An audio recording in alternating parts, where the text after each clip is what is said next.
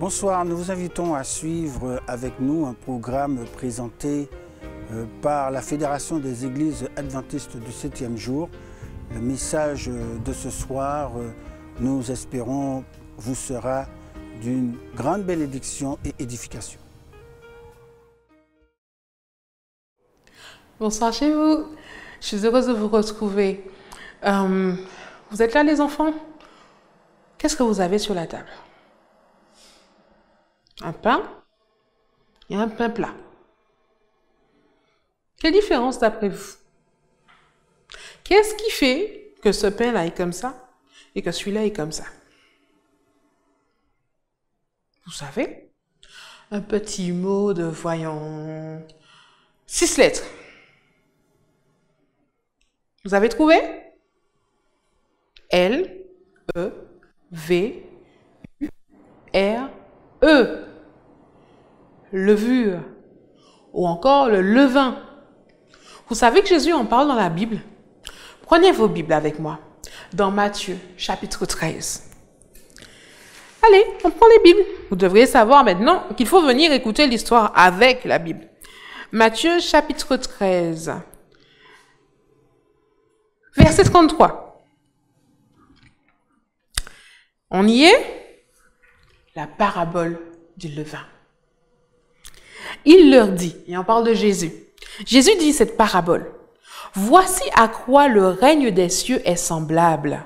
Du levain qu'une femme a pris et introduit dans 3 séas de farine, ou encore dans 25 kilos de farine, jusqu'à ce qu'il ait levé. Le secret se trouve dans de la levure.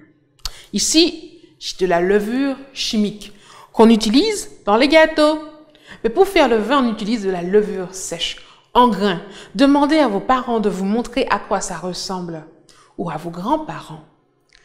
La levure, c'est ce petit agent qui est tout petit. Je ne sais pas si vous avez déjà vu de la poudre, mais c'est vraiment de la poudre. La levure se présente comme ça. Vous avez vu?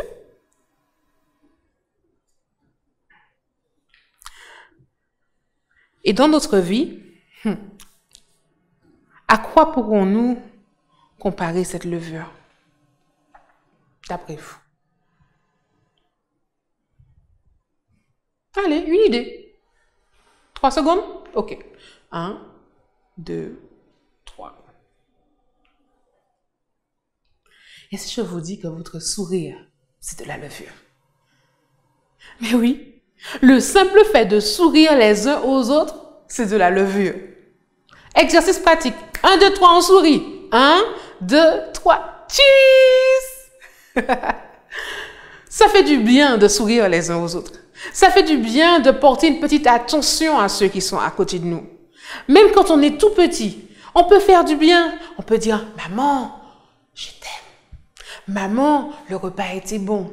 Maman, tu es jolie. Papa, j'aime bien quand tu te mets à côté de moi pour m'aider. Papa, j'aime regarder le journal télévisé à côté de toi. Mamie, je ne peux pas te voir maintenant. Je t'appelle et je te dis que je t'aime, que tu me manques. Ça me fait sourire les histoires que tu me racontes. On peut tout simplement regarder par la fenêtre et faire de grands coucous aux voisins avec un beau sourire. Ce qu'on fait pour apporter un petit plus à la vie de ceux qui sont à côté de nous est considéré comme du levain. Jésus nous fait savoir que pour entrer au ciel, il nous faut être bon et faire du bien à ceux qui sont avec nous, à côté de nous, même plus loin. Dire bonjour, être poli, c'est du levain. Vous voulez bien pratiquer cela cette semaine? Allez, on va prier. On fait silence et on prie. Seigneur Jésus, merci pour l'histoire du levain. Merci de nous rappeler que quelques petits grains de levain, un peu de poudre de levure, ça fait gonfler, ça rend joyeux, ça rend moelleux et ça fait du bien. Aide-nous à être du levain, de la levure dans la vie des gens qui nous entourent. Au nom de Jésus, Amen. À bientôt pour un autre message en 5 minutes.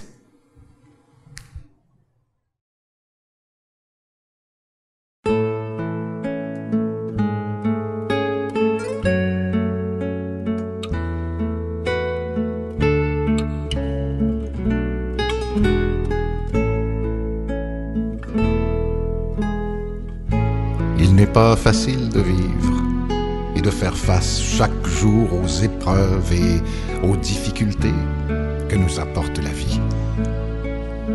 L'adversité, la douleur, la déception, le dénuement, le chagrin, le découragement, la détresse font tous partie de l'aventure quotidienne qu'on appelle la vie. Quand plus rien ne va, quand les mots ne veulent plus rien dire, qu'on a envie de pleurer sans trop savoir pourquoi. Parfois, il nous arrive de vouloir tout abandonner. Et pourtant, à chaque jour suffit sa peine. Et chacun d'entre nous possède en lui la force de vaincre toutes les difficultés et de surmonter toutes les épreuves. Mon Dieu,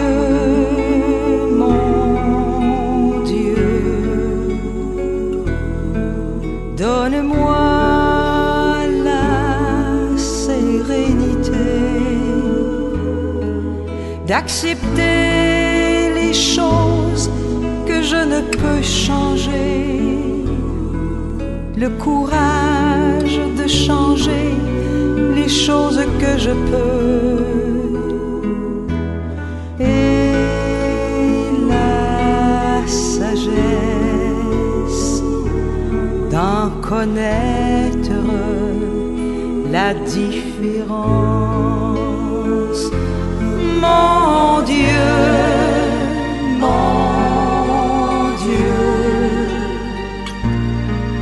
donne-moi la sérénité d'accepter les choses que je ne peux changer, le courage de changer les choses que je peux, et la sagesse d'en connaître la différence.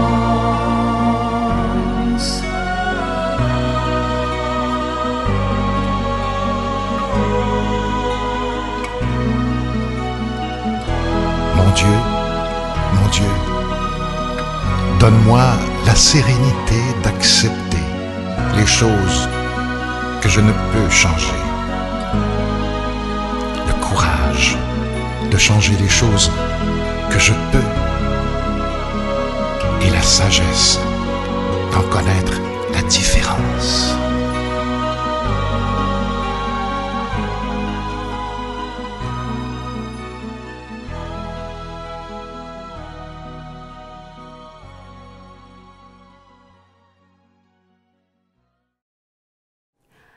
Avez-vous reconnu cette prière que l'on appelle couramment la prière de la sérénité?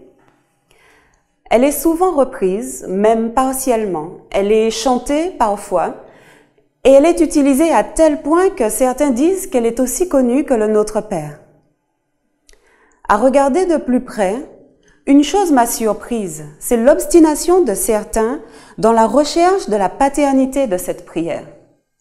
Des théologiens, des chercheurs, des écrivains se sont évertués et le font encore à démontrer qui, le premier, l'a formulée. Pour certains, il s'agit d'un théologien protestant américain du XXe siècle. Sa fille a d'ailleurs écrit un livre pour tenter de le prouver. D'autres attribuent cette prière à Marc Aurèle au IIe siècle ou à François d'Assise au XIIIe siècle.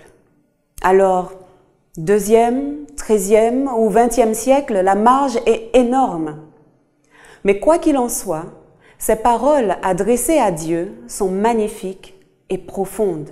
Et peu importe qui les a formulées et de quand elles ont été dites pour la première fois, ce qui compte, c'est le poids des mots et la foi qui y est mise par celui ou celle qui prie. Même si on ne la trouve pas dans les Écritures, cette prière est biblique. Elle me fait penser à Paul face à une situation qu'il ne peut changer. Dans 2 Corinthiens 12 au verset 9, Après avoir prié le Seigneur de le délivrer de sa souffrance, Paul reçoit pour toute réponse ces mots pleins d'espérance. « Ma grâce te suffit ». Alors qu'il s'agitait, disant « 3 fois j'ai prié le Seigneur de l'éloigner de moi », sous-entendu cette blessure qu'il portait dans sa chair, la réponse du Seigneur l'a fait adopter une toute autre attitude.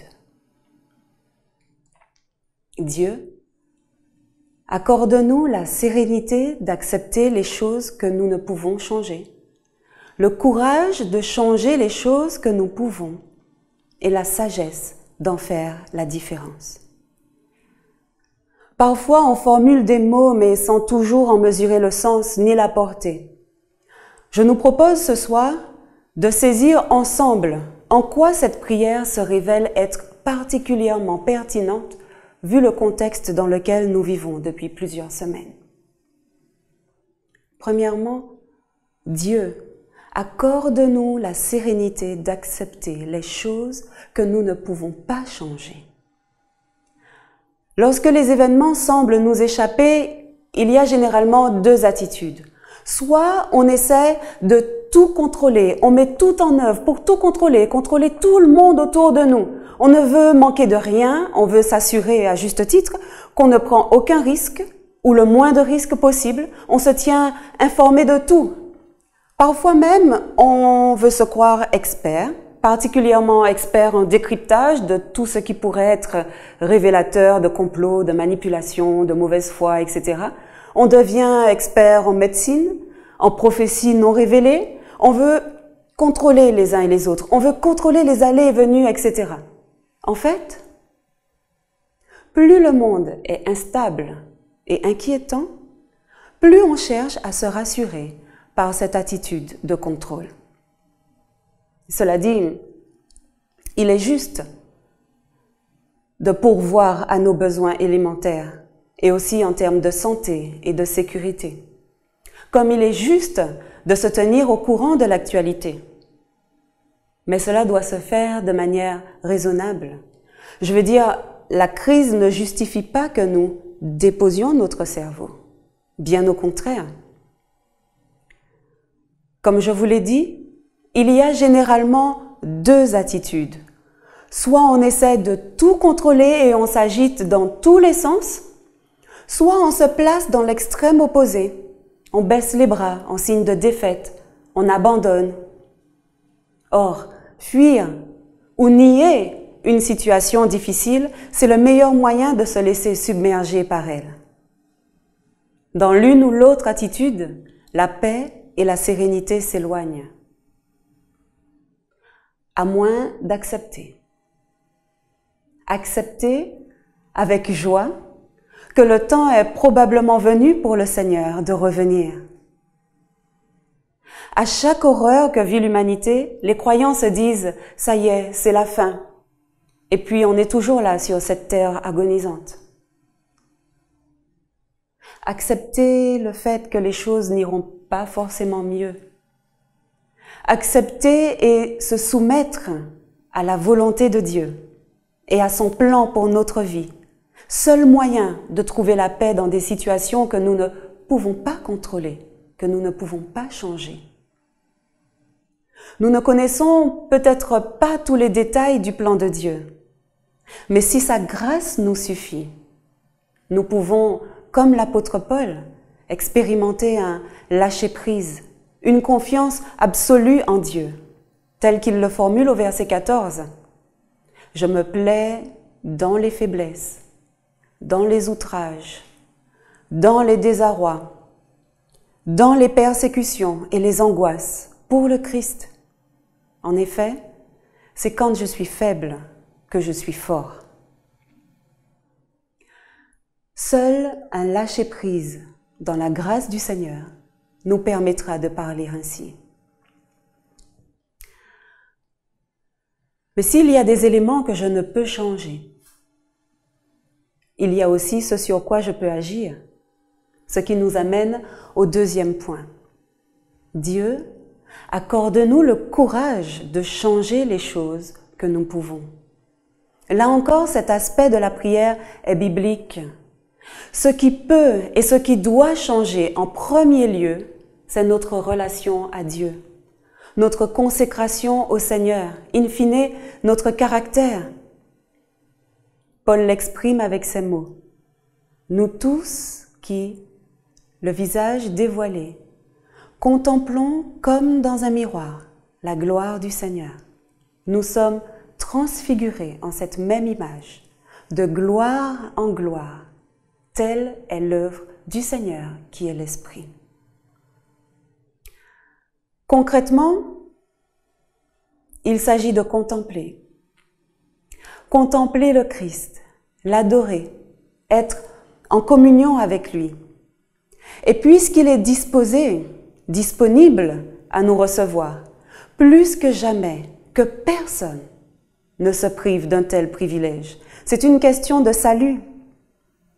Alors, est-ce que je peux changer l'autre? Certainement pas. Qu'est-ce que je peux changer? Eh bien, je peux changer ma relation à Dieu. Je peux changer ma relation à la nature. Je peux changer ma relation à l'autre. Oui, c'est sur la base d'une relation vivifiante avec notre Seigneur que notre rapport à la nature se modifie. Entre parenthèses, vous avez probablement vu ou entendu comment l'arrêt de nos activités folles fait du bien à la planète. À Venise, ils ont vu des cygnes revenir dans le canal. Et la transparence des eaux permettait de voir des bancs de poissons. Cela n'était pas arrivé depuis longtemps. En Île-de-France, au lendemain de la décision de confinement, l'indice de l'air était au meilleur chiffre jamais enregistré. Ici même, peut-être, entendez-vous davantage les oiseaux. Peut-être entendez-vous le silence. Et il y a certainement d'autres marqueurs qui prouvent, s'il le fallait encore, que ce sont nos mauvaises habitudes de vie qui tuent la planète. Alors oui, c'est sur la base d'une relation vivifiante avec notre Seigneur que notre rapport à la nature se modifie. Et oui, c'est sur la base d'une relation vivifiante avec notre Seigneur que nos relations humaines progressent. Nous pouvons dès lors être bons les uns envers les autres, compatissants, nous pardonnant réciproquement comme Dieu nous a pardonnés en Christ. Nous pouvons ne pas nous laisser vaincre par le mal, mais le surmonter par le bien. Nous pouvons tout simplement, en toute humilité et douceur, nous supporter les uns les autres dans l'amour, en nous efforçant de conserver l'unité de l'esprit par le lien de la paix. Quand la balle est dans notre camp, c'est à nous de jouer par la grâce et la puissance de Dieu.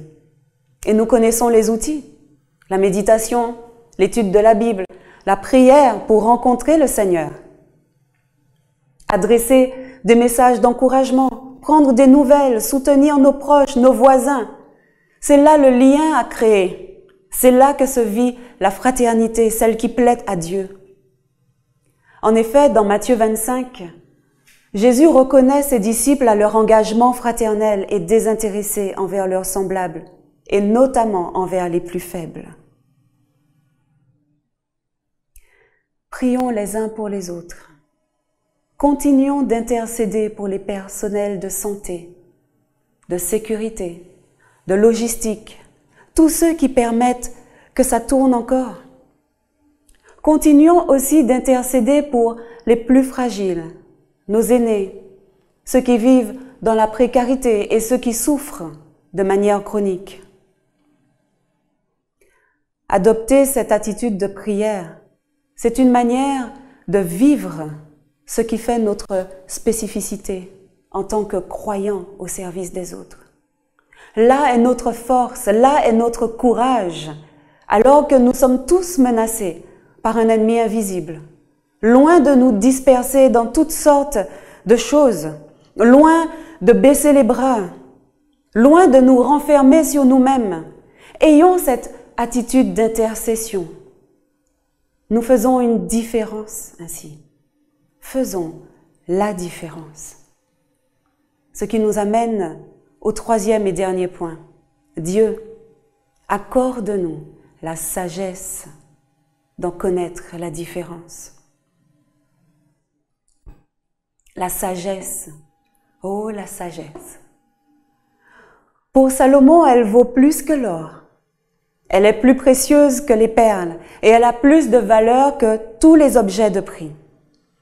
Toutes ses voies sont agréables et tous ses sentiers sont paisibles. Concrètement, sans la sagesse, nous nous égarons loin du Seigneur. Il s'agit ici d'agir avec discernement, de manière opportune, inspirée par l'Esprit. Ainsi, nous devenons des personnes ressources pour traverser la tempête. Parmi nous existe un panel de professionnels indispensables à la gestion de la crise. Nous les saluons, les encourageons et leur apportons tout notre soutien moral ce soir. Et plus globalement, nous sommes une multitude de croyants. La lumière du monde, non?